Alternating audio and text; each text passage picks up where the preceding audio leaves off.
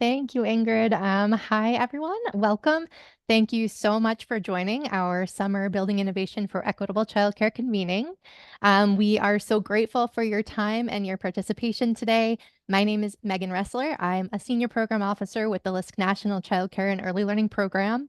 When I started a little over a year ago, it had kind of coincided with the Spring 2023 convening, where I think was the first time we kind of introduced the research and evaluation work that was underway with our colleagues on the LISC Community Research and Impact Team, with the goal of developing a tool to help project the impacts of intentional, thoughtfully planned co-location.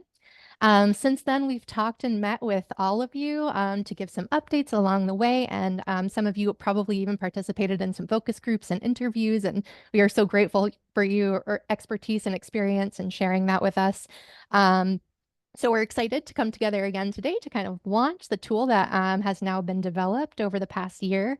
Just a quick note that we hope, this can be pretty interactive. We welcome your participation.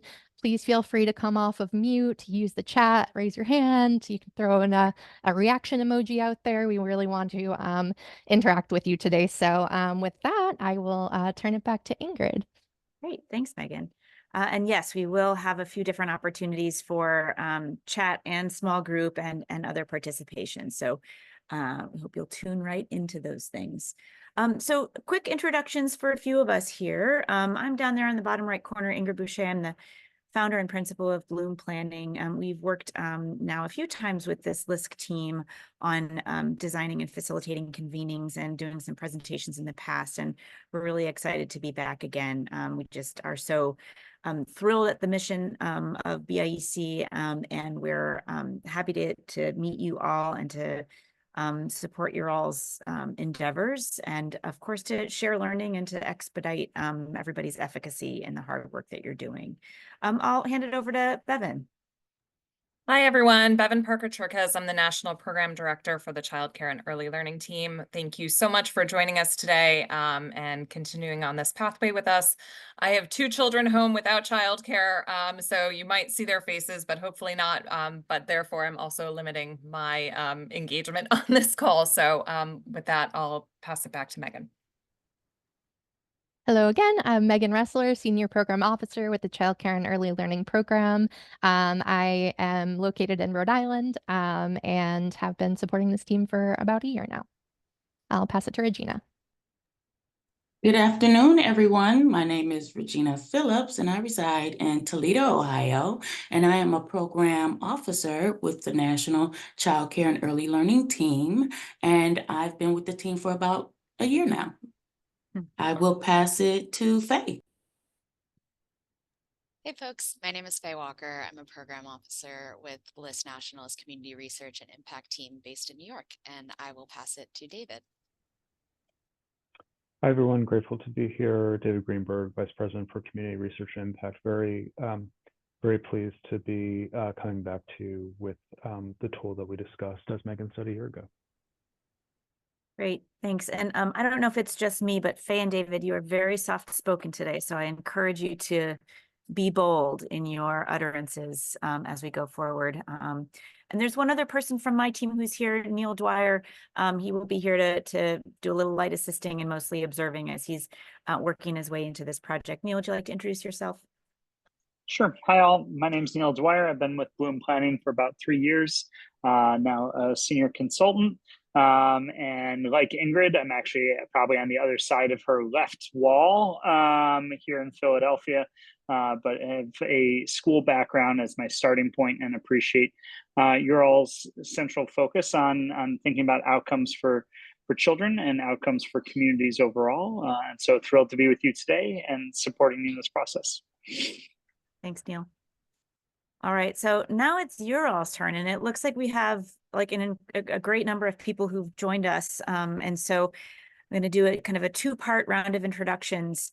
The verbal part, so get ready to take yourself off mute and ideally be on video if you're not already. Please come off to share your name, the organization or entity you're with, where you're joining us from today geographically. And I should have said I'm calling in from Philly. And then in the chat as we go, I'd just love to sort of warm you up and hear what comes to mind when you hear the term impact metrics. And the chat responses can be in any order, just as the spirit moves you, as the Quakers would say here in my fair state. But would somebody like to start out getting us warmed up with your name, your organization, where you're joining from today? I'll go. Hi. Okay. Bobby Ludwig. I'm from the YMCA of Greater Kalamazoo, and I am in Kalamazoo, Michigan. Thanks, Bobby. Why don't you? And I'll follow Bobby. Sonia Dean from the LISC office in Kalamazoo as well. Thank you. Vivian Cox Fraser, Urban League of Essex County, coming from Newark, New Jersey. Woo! I'll go Paul McCraven from Concorp, calling in from New Haven, Connecticut. Welcome. Hi. And I'm Martine. Oh, go ahead. Go ahead. I'm also calling from New Haven, which is why I decided to go. But my name is Martine, and I'm with Greater Dwight Development Corporation and also the Montessori School on Edgewood. Hi, and I'm Rushka Chulakova, Director of Programs here at LISC Houston. Hi, I'm Debbie Freisen. I'm with the YMCA of Greater Toledo. I'm around the corner from Regina, but I wish I was in Philly with you guys. Go Birds. Go Birds.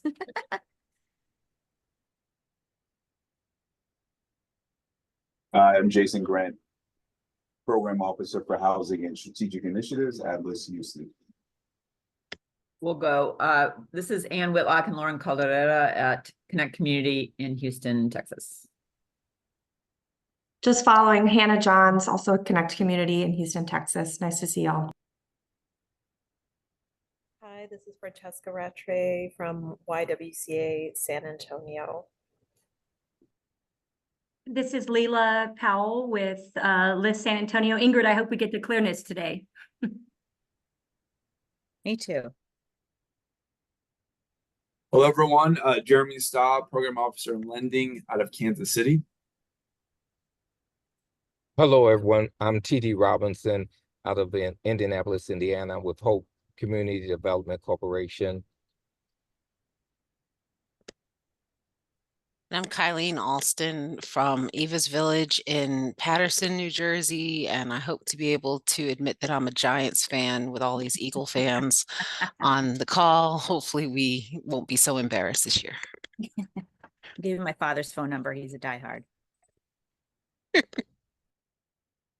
Safe space. Anyone else? It was rapid fire. Thank you for that. Anyone we haven't heard from? Could love a few more responses in the chat. When you think about impact metrics, this is really just a warm up, just to get your head in this space before we roll out some exciting new tools. Oh, great. Thank you, Erin. I see that. Yankees, fine. All right. Well, keep those thinking caps on, and we're going to have much more to say about impact. So I want to just give us a quick preview now of what we're up to, where we're going. We're in the welcome phase of our session today. Welcome. And then we're going to get into the meat of the matter, the impact calculator tool. And Faye and David are here to roll that out for us and really walk us through it, help us explore it. You're going to have an opportunity in small groups to then really kind of tug at it and push and pull and really think creatively about how it could work for you in the place where you are. So glad we have so much representation from across the country. Very exciting. And then I'll actually come back and talk a little bit about using the tool and using impact metrics in general for strategic forecasting across pre-development, development, and ongoing site management to just reinforce the utility of this tool and how to make it your own and how to really let it sing in your work moving forward. And then Regina's going to close us out with some reminders and some teasers about the session ahead in September, and we'll have a little bit of an exit survey, and that'll be a wrap. Any questions about what we're up to today? All right. So again, we're understanding the rationale and purpose of the impact calculator tool. Hopefully you'll leave with an emerging understanding, if not even further than emerging, of how to use the tool. Maybe you'll practice with it today a little bit, with clear ideas about using the tool in concert with forecasting and grant proposal tasks. So some bottom lines there is we really do believe that what we're providing today will provide you with value ongoing from a strategic standpoint, from a fundraising standpoint, from a little p political standpoint, and we're eager to hear your responses. All right, so Megan, we have a little bit of a preview for you as you help us get into the reason we're all here. Yes, thank you. Yeah, so just to kind of take a moment, we have this quote up here, as well as a reflection question that we're going to just take a minute to think to ourselves, and, you know, feel free to jot down some notes if things come to mind. But we really see the use of metrics related to childcare's co-location impact as a way to support and complement the strategies that you're all employing now. Now and into the future, really. And so with the focus on long term, just helping to kind of communicate, you know, that vision of a future that you are working towards through your co-location projects. So we're looking for this to be, you know, a tool in your toolkit that you might help that might help you to solve some of the challenges that you've identified with us and that we've seen as well in our work. So yeah, before we get into some of the goals of the tool and a more deeper dive with Faye and David, kind of walking through how to use it, we want to pause here for just a minute or two to reflect on the question here. How can metrics and measures be used to demonstrate the long-term impact of your work? So just take a moment and think about that. And then I will turn it over to Faye and David. And actually, before you do that, I saw Anne had her hand up before. Oh. Anne, a question?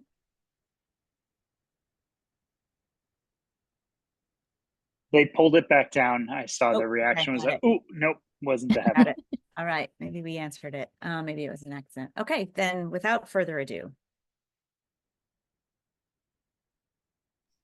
Great. Hi, folks. Thanks so much for taking the time today.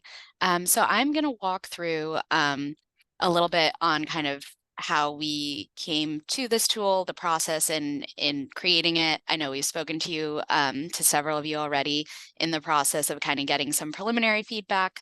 But I think we wanted to start by just kind of going back to that first question of, you know, why are impact metrics important? And I think you all covered a lot of it already. You know, it's a way to define your own goals. It's a way to determine kind of what's important to you all. And it can be, you know, impact metrics can be qualitative, they can be quantitative, but it can really just be a helpful framework for even kind of starting work. But they can also measure where you're at, where you want to be over time. You can help understand your impact over time, and then that can in turn translate into funding requests, into building efficient internal systems, into creating better processes. But it's really just a helpful and important baseline to understand where you're at and where you want to be. So next slide, please. With that, the tool really has two different components. So there's the calculator, which is basically trying to understand the potential impacts of services on children and families. So we want to understand what are the potential project benefits. It can be used to help attract funding. It can be used to advocate for stakeholders to support co-location. But really it's a focus on children and families, as opposed to kind of the financial inputs and outputs. So in coming up with this tool, we really started by looking at the literature. And there's a lot of literature out there that kind of quantifies the impacts of early childhood education, both short-term and long-term, but we were really focusing on impact studies. So things like the Perry Preschool Project, which looks at, you know, long-term, what are the impacts? What are the points of consensus? What are the points of disagreements? And we were really trying to turn that into, you know, if we have X number of slots, what does that mean for the long-term educational, employment, a variety of different impacts for children and families. And then the second part is the management implications worksheet. And I think a lot of this really came from the conversations that we were having with folks. You know, we were seeing all these different best practices in the literature, but we really wanted to actually translate those to the different contexts that project teams would be using this tool in. And with the understanding that project teams are coming from different contexts, different backgrounds, different geographies, just trying to put those best practices into an actual applied and contextualized setting. So I'll walk through later on, I'll kind of demo both of the tools. But really the process was the literature review, getting that preliminary feedback from all of you all. So thank you for taking the time. And then trying to get a better sense of what you're tracking, what you want to track. Next slide, please. So what is the calculator actually measuring? So the big outcomes that we're looking at are long-term student outcomes, so income, educational attainment, student attendance and retention, involvement with the carceral system, early English learning, parental employment, public cost savings, and referrals or services offered. So this is by no means kind of an exhaustive list of the potential impacts of early childhood education, but these are the ones that we felt like there was some level of consensus on and that we were able to kind of translate into these quantified impacts. So I am going to share my screen and I'm going to pull up the actual tools themselves. All right, can you all see this? Not yet. There it is. There it is. Yep. Okay, Yeah. great. So this document, so it's a PDF, it's an interactive PDF that is doing some calculations on the back end, which I did not know PDFs could do. But it started as a spreadsheet. And we also have a spreadsheet version of it that I can pull up in a minute. So really they're the same content, just kind of different interfaces, and the spreadsheet is linked to up here at the top. So really this is kind of those impacts that we walk through here. It has kind of more guidance, more context up top. That's helpful in terms of understanding like where it's pulling from. It has sources that it's linked to. So if you have any questions about like what's the broader context of the study or where are we pulling it from, you can take a look there. But really, for example, you know, you can say, what's the number of 0 to 3 students served annually? And you can plug in, you can say 4 here. Sorry, and then that's the % increase that you would see in parental enrollment in job training or employment. You know, if the numbers are larger, it ends up being larger percentage increases. But it's just a way for you to get kind of ballpark estimates of what are the potential impacts on children and families. So like I said, sources are linked, should update in real time. This yellow column is the only place where you're actually inputting numbers. And then if you click up here, you can also do the same thing, but just in Excel. So really hopefully kind of linking you to any resources that you may need or you may be interested in taking a look at. So that is the tool. The second part is the management implications. And so for management implications, we really wanted to understand kind of the, you know, you all are the experts on the actual management implications, on the best practices, but we wanted to try and kind of, sorry, my sharing went away, one moment. We wanted to translate those implications into actual action planning. So there's kind of 3 columns here. You'll see the approachability and availability. We were really using a framework that was looking at kind of the approachability and availability, the appropriateness and acceptability, kind of different than operational considerations. So if you want your childcare to be approachable and available, what does that mean? What does that look like? And then in terms of the action planning, what does that require of you? You know, what are the considerations that you all have to take into account? So really it's just kind of a thought exercise and a way to kind of plan for the future, take these theoretical abstracted best practices into mind and then kind of apply them locally within your own context. So if we can pull those slides back up. Yep.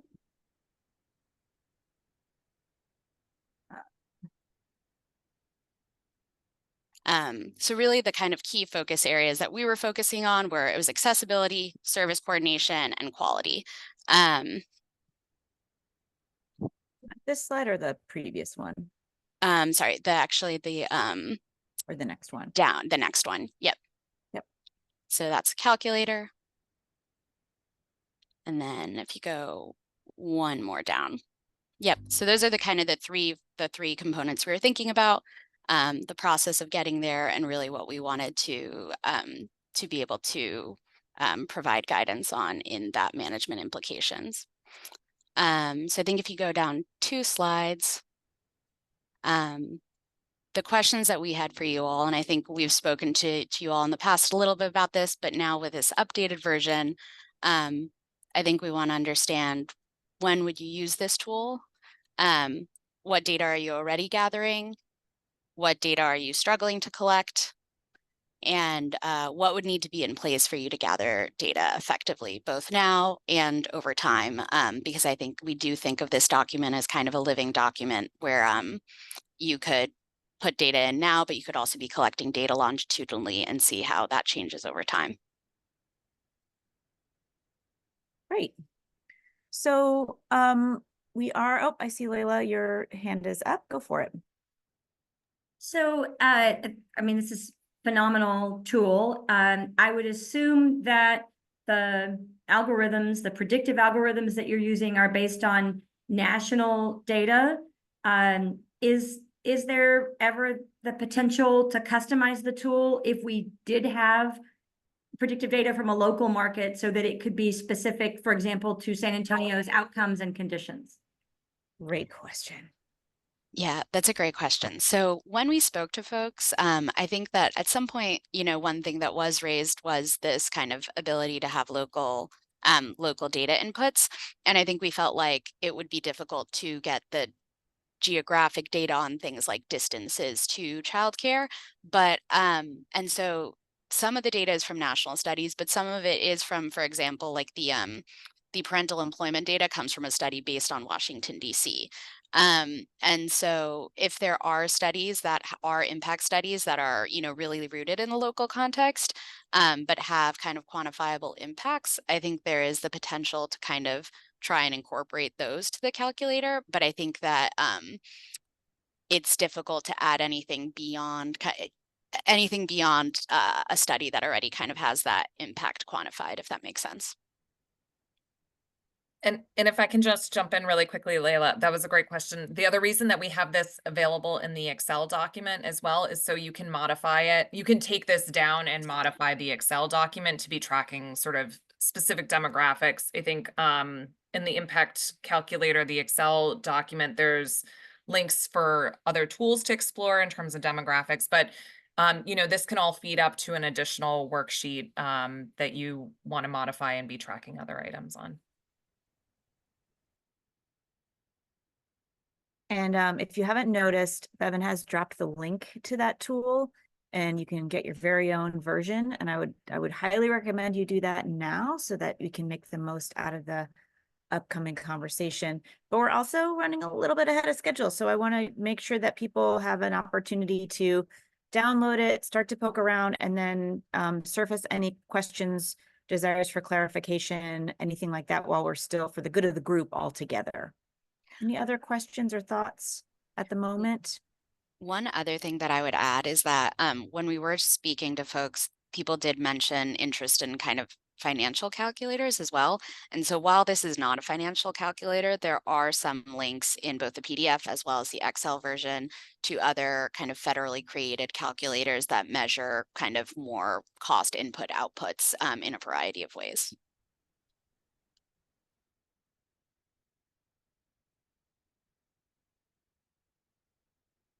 Other wonderings, questions, thoughts, as presumably you're starting to poke around in your own clean version of the tool.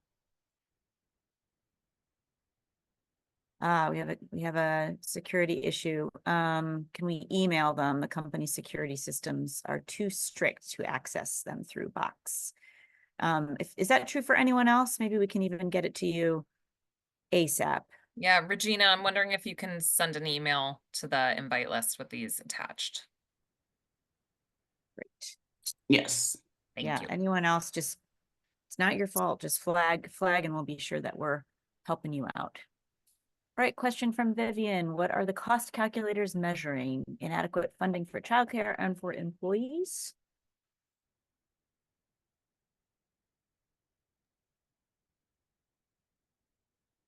So if that is, thanks for the question, Vivian. On the cost calculators that are linked in the PDF and the Excel sheet, for example, the cost of quality calculator, you are kind of creating scenarios. So if you have this many children, this many classrooms, this many teachers, it does provide kind of like state by state guidance. So you'll input in the beginning which state you're from.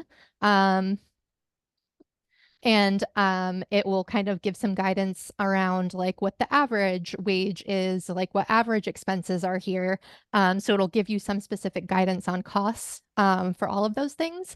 It can kind of be used as an advocacy tool to demonstrate that there is inadequate funding for childcare if you're actually trying to reach higher quality levels, trying to pay your staff more, and how, it walks through like at this quality level, at a baseline licensing and then up through like higher quality ratings and the guidelines that are out there for achieving those higher quality ratings. So that's the kind of input output it provides. It kind of gives some projections around, how much revenue you would be making. Does it cover your expenses in that particular model and scenario? Things like that. Thanks for the questions, Vivian. Anyone else? Big wonderings, something granular?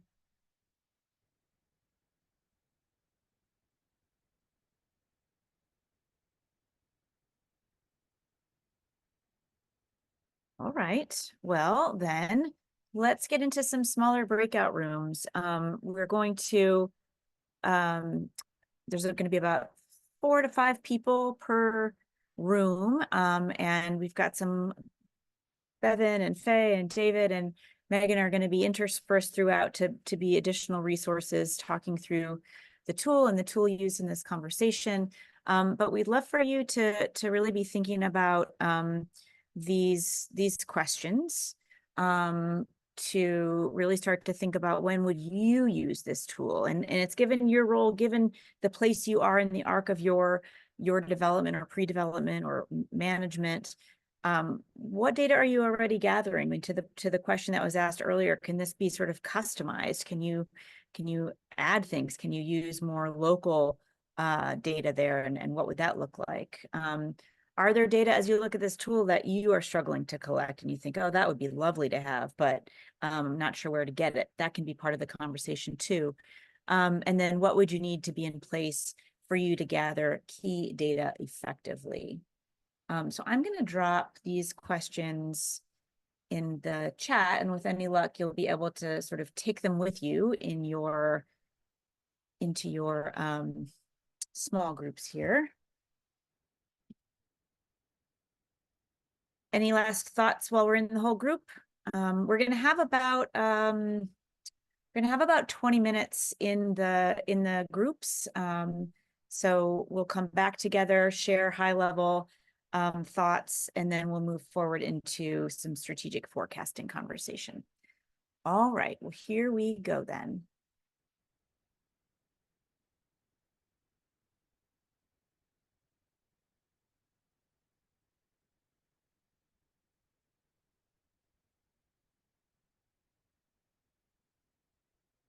You may have to accept the little invitation at the bottom of your screen. All right.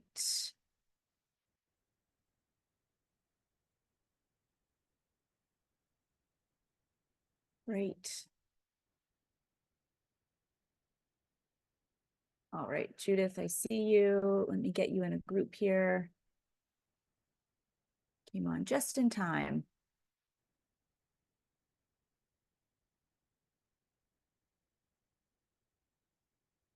All right. There you go.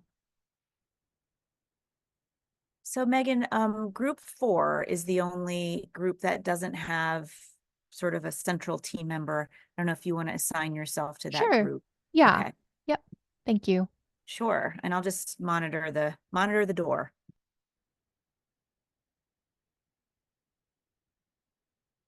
All right. Hi, Nicole. How are you?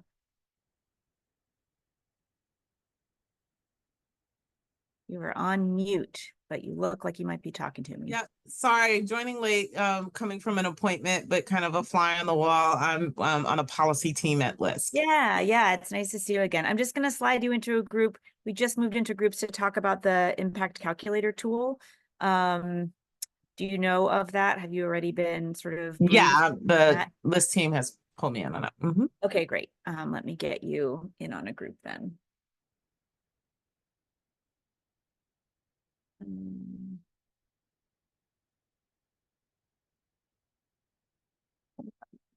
There you are. Okay. See you in a little bit, about 20 minutes.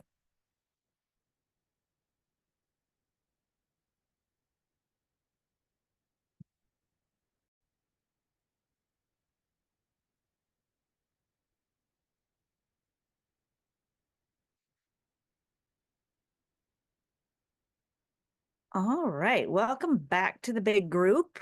I got to skitter around a little bit and do a tiny bit of eavesdropping, but I'm going to hand it over to Regina now to kind of pull out some headlines and highlights from across the conversations. I know she was in one of them, but we're eager to hear across the groups. Regina, I'm handing it over to you. Hello again, everyone. Thank you for joining us, as we stated earlier. So yesterday, I uploaded the link for everyone to get a chance to play around with before we had our meeting. So anybody in the group, you can come off mute or answer in the chat. When would you use this tool? When do you think the tool would benefit you the most?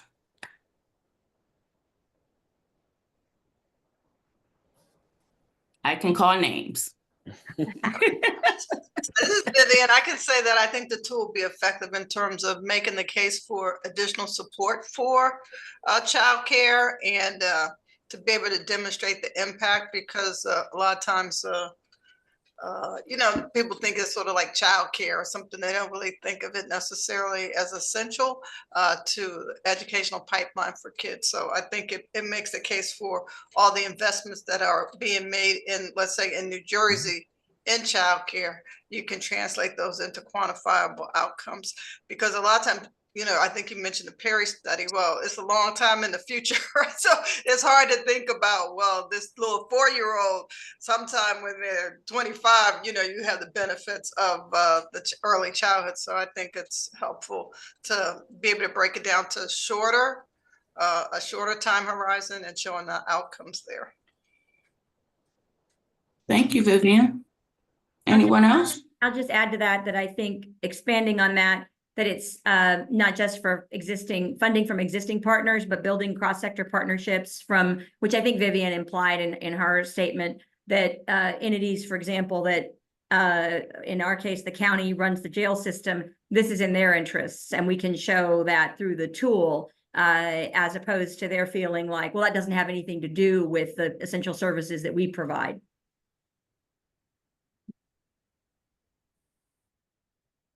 Thank you.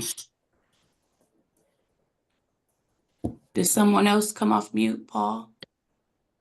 Oh, I mentioned in the breakout group that it'll be very helpful. We're pursuing new market tax credits, and everybody's looking for us to show impact and measure that. And so this will be really a great tool for the daycare portion of our project to show what impact it's having in the community. So 2 things. One, inspired by something that Vivian said when you said childcare.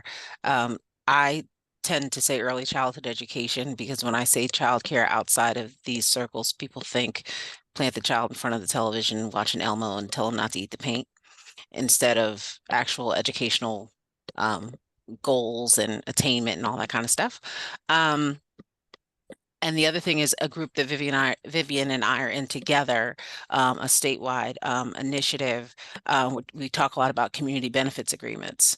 And I think this could help make the case for CBAs in areas where we don't have them, like Patterson, that we are not, this does not just benefit 3- and 4-year-olds.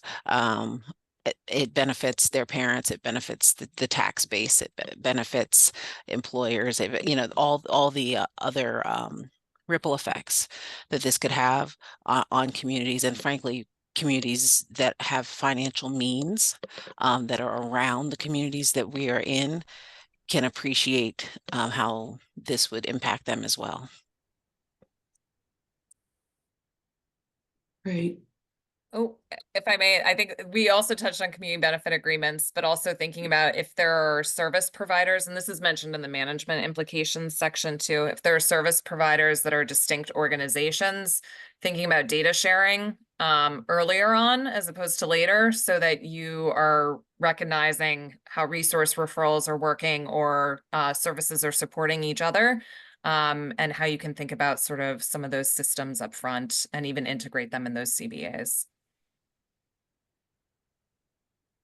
Martine from Greater Dwight made a statement in the chat saying she think it could also be great for pulling more complex metrics for donors. They're about to have an anniversary celebration, and she hoped to show off the work there, and she says she can already see the data being pulled from that. Leela also stated she thinks this could be useful in structuring local government incentive policies as well. So Debbie from the YMCA of Toledo, I already told my group I was going to be calling names. So what data are you already gathering? Yeah, as I mentioned in a small group, we're doing basic demographics. We're a little unique with our childcare. We, racial, household, zip codes. We don't have a childcare here, but we found in this neighborhood where our Y is, we're bringing other organizations with kids in. So the data that we use too, like a lot of mental health agencies come into our building. So they just, how many participants they bring. So it's not scientific. We don't have any kind of, software we use. It's based on people signing a book, and then counting. I think it was all I said, Regina, wasn't it? Yes. But you also mentioned that you're struggling to collect income because of the area that you're in. Yeah, we're a very high poverty area. I don't know what the number is, with not, high school graduates, not many college graduates in our neighborhood. We're surrounded by 4 low-income housing units, both, families and elderly. Okay. Anyone else have comment?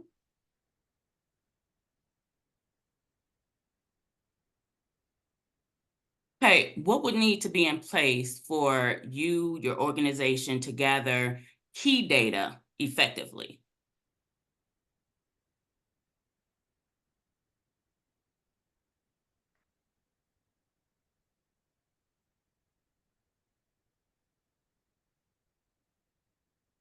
Elected who is already not providing the childcare. So a dedicated person to actually collect the data.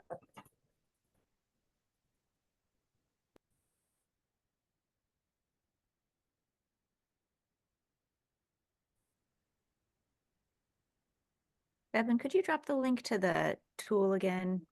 Thank you. Oh, Megan Got it. Thanks, Megan. Okay, well, if we have no other comments, do anyone have any questions? Once you got a chance to play around in it, if you want to send us an email with suggestions. I do have a comment. I'm assuming this is going to show government the importance of investing so that it's perhaps free for families, but I wonder if we input the cost to families, if it would show a lot of things, like the percentage of their monthly costs that they spend on childcare, impact of return. I mean, that cost as a return on investment to the families. I think that might be. I think the cost to families might be something that might be a good a welcome addition to this. So Yeah. a couple of thoughts. Yeah, that affordability component is really key. And it's also very regionally associated too. So I think having the cost to the operator and the cost to the family, right, are two interrelated pieces. And if we don't have affordable childcare, then nobody's showing up at these centers that we're building either. So that's a really great point of figuring out how that can be a complement to this. Okay, if no further questions, my time is up. I will send it back to Ingrid. Perfect. Right on the money. Thank you. And I was sharing so well before, and now I'm not able to. Let me try one more time.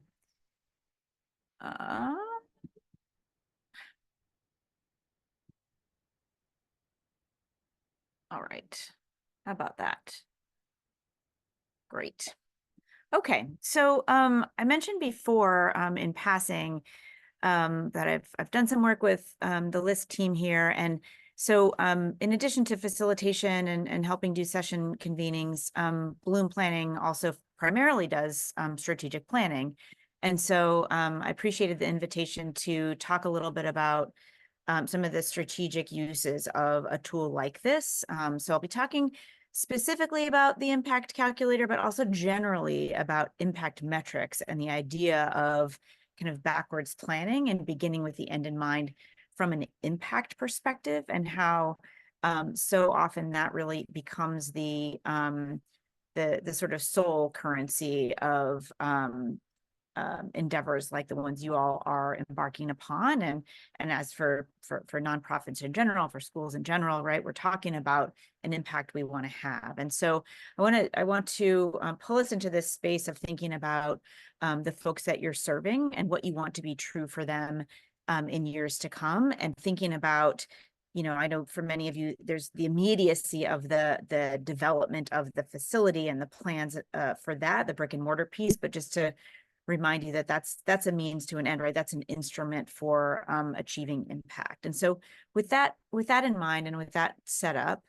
I just want to talk about, and again, I don't think any of this is radically new, but just kind of putting it in one place and helping think strategically about it. So when you think about strategic planning, strategic forecasting, or visioning, we're thinking about beginning with the end in mind, right? We're thinking, what do I want to be true thanks to all of these efforts that we're about to make over the next X number of years, right? We're gonna make some research-informed projections, i.e. with a tool like the impact calculator tool, or the ones that you feel locally or regionally are the most important metrics to be able to track and show, whether that's to build buy-in or support or investment from financial, political program partners, whether that's to keep your own selves on track in terms of accountability, right? So thinking about using these in that way.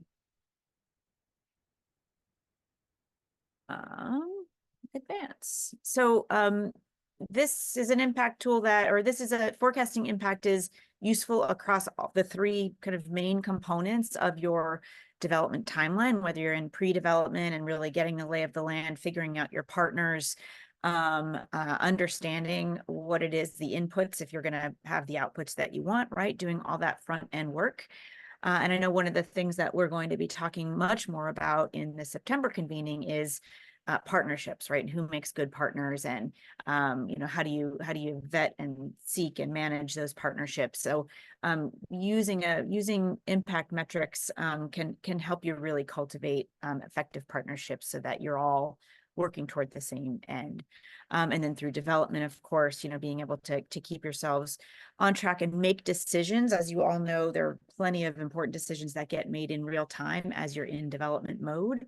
And being able to understand and course correct is an important part of what we use metrics for, and then for ongoing site management. So being able, again, to keep yourself on course, to be able to show the impact that you're having, or to rationalize when you might need to make changes or bring in new partners or other developments. So I'm just going to go through each of these with a little bit more detail. Feel free to pause and ask questions at any time. So in pre-development, you're getting functionally ready to build and strategically ready to progress through each stage of development. So you're setting yourselves up for success. So of course, you want to establish a strong foundation for what that means. So forecasting impact will help build the case for your project, which in turn builds will and buy-in, both financial and political will, right? It also communicates to potential partner providers that quality, accessibility, equity, and service coordination are fundamental to your program.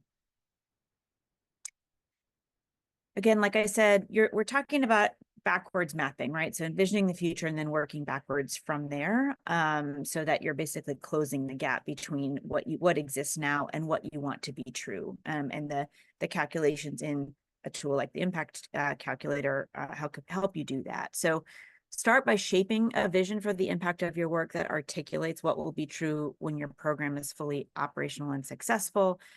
And then work backwards to connect this vision to the development priorities, initiatives, and milestones. And I'm starting to get into the language of strategic planning now, right, with that. In development, you're keeping the work on track while you're navigating ongoing decisions, obstacles, and revisions. And your vision for impact, it's almost like a container that you've made that gives shape to the project that you're endeavoring to accomplish. And so it should really answer a lot of questions for people about what you're up to, right? And so when faced with questions or choices, the vision for impact, this desire for the impact you want to have, will continue to anchor your progress to your larger, longer term goals. And then your goals for impact, supported by data and measures, will allow you to navigate the dynamic process of developing your site and building the necessary support and partnerships.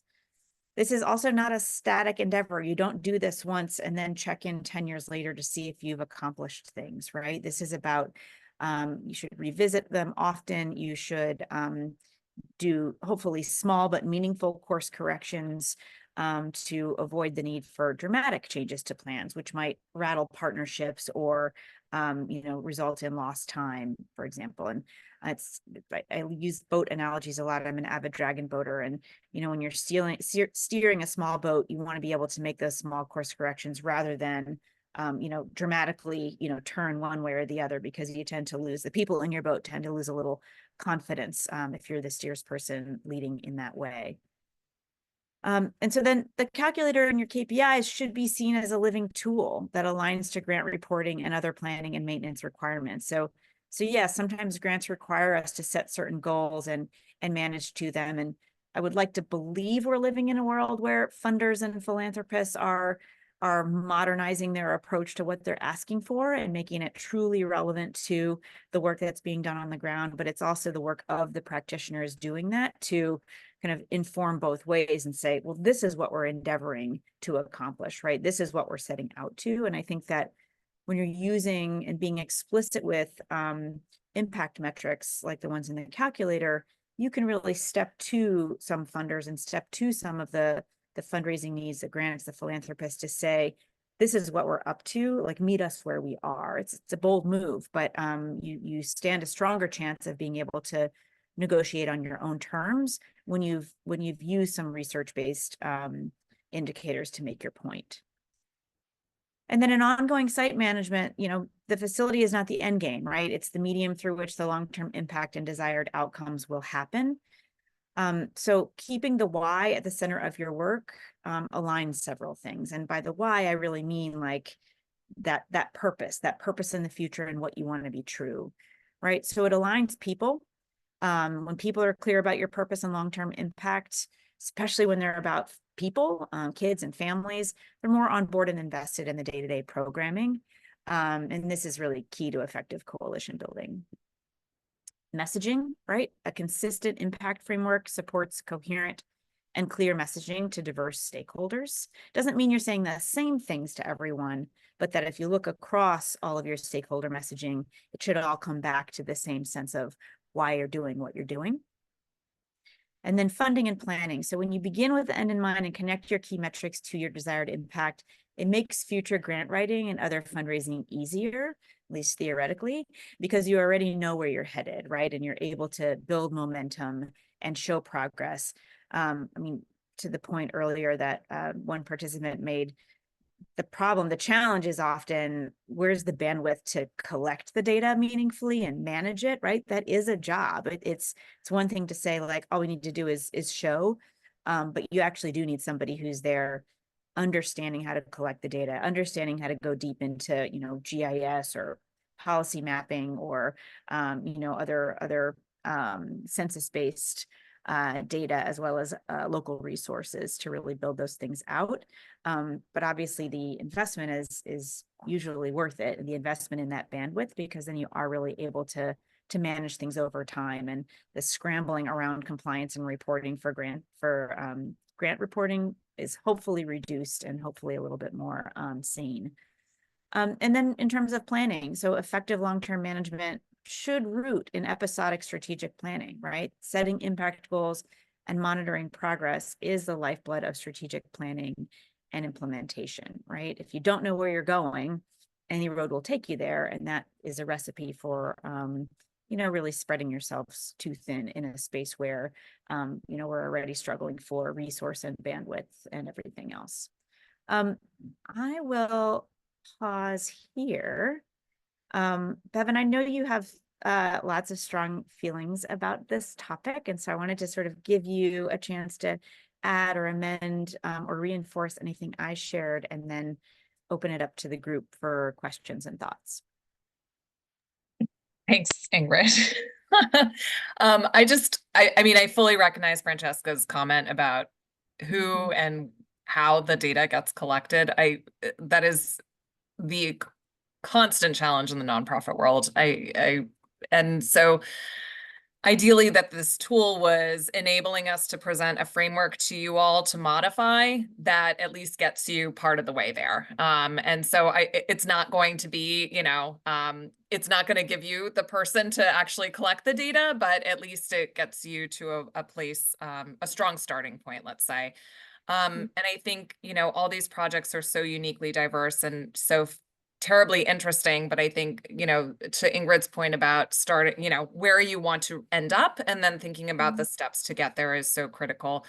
I mean, we've seen impact and outcome measures be able to be collected through families, family coordinators who are helping the children and families get their paperwork in at childcare sites. So, thinking about some of these folks that have these relationships with families, but, are doing one specific set of activities, but that this could be a framework or a supplementary sort of component of that as they're collecting application data and things. So I would encourage folks to think creatively about how we can amend or supplement some of the work through those data activities. And then another piece of it too, not all of you are developers and the childcare operators. So thinking about how to leverage your partnerships and data collection activities, it's one of the management implications we suggested too, is sort of like thinking up front, because it's case making for everyone. If you're referring folks to another resource or social service agency at the same space, this supports both of your endeavors and your work, and just helps for that case making. I think the other component of the tool itself is so that we can have a shared language around some of this. I mean, we're not just presenting this to you all, but hopefully can proliferate it out into the world so that we have those government agencies and funders who recognize there are longer term projections, to Vivian's point, than just like where that child is today. But let's think about how this integrates within larger systems and community building. So we're hopeful that this can achieve sort of really short-term goals for you all as you think about, tactical fundraising that you're doing today, but then how we can support sort of larger systems shifts and thinking about how public funding and other resources can be attracted to these co-location projects. And I would just to add another kind of detail, not to get too into the weeds, but as we talk about, I mean, we're talking about co-location of different services and endeavors that in an ideal world are working together to create sort of a no wrong doors approach to extending services to the folks who are entering. And in order to create that no wrong doors approach, it means that the folks who are on the inside of the entity, right, the folks who are directing program, who are running outreach, who are managing those things, are talking to one another, right? And they're doing so in a way that's not violating people's HIPAA rights or FERPA or things like that. But to be able to say, we work closely with an organization here in North Philadelphia. You know, they have a food pantry, they have some adult services, they have youth after school services, they have one-off events, they have an impact center for building work ready skills. Like each of them has a point of coordination with the other, because the longer term goals of this entity are really about having a like population level place-based impact on economic mobility and the social determinants of health of a particular neighborhood. And so it sounds really nice to say all that stuff. It's obviously, it's really hard work, but coordinating, using some of these particular goals and metrics and really sitting together with different providers in a co-located service environment is a huge starting place, right? How else would it happen other than accidentally almost? So again, just reinforcing like, what is it that you all are going after, right? When you're in your places in service to your neighborhood. Thoughts and comments, questions from other folks thinking about, does this, you know, shed a new light on using the tool or, you know, generating your own impact metrics?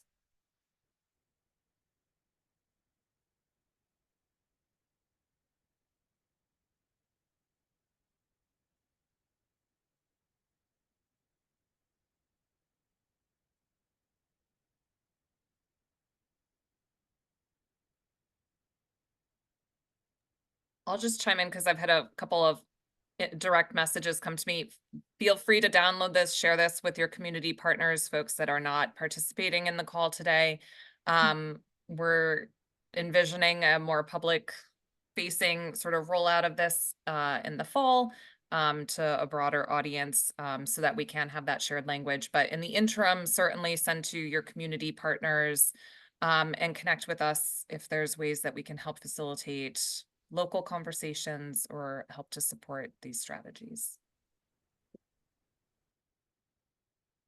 And also let us know if you're having trouble downloading the tool because of box security issues. All right, Regina, let's take it home.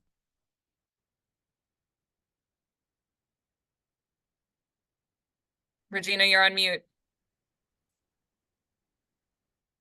Okay. Hear me now. Yeah. So we can give you some of your time back. Thank you so much for spending, you know, your day with us. And so in closing, I want everybody to be prepared to join us for our fall convening in Kansas City, Missouri, September 16th and 17th. We're looking to have one of our first in-person convenings. And just to give you a sneak peek, one of our speakers will be our very own Nicole Barcliffe, Senior Policy Director. So you already know she comes with a wealth of information. And so the registration link will be sent out next week. Please register. We're looking for local partners, community partners. So anyone you think that would benefit from this convening, we're asking 2 to 3 people from each local area. So if you have any questions, please reach out to me or anyone from the National Child Care and Early Learning team. I would also like to thank Ingrid, David, Faye, and the rest of my team for putting in this work. And I hope you enjoy the rest of your day. Great. And before you go, if you wouldn't mind clicking in the Chat, we've got a very brief, like 2-minute survey. We'd love to hear a little bit about what was valuable to you today, and what we might be able to cover or improve for future convening. So we would greatly appreciate your feedback on that as well. Right. Have a great day, everyone. Thank you. It's great information. Thanks, everyone. Thank you. Bye. Thank you all. Thanks.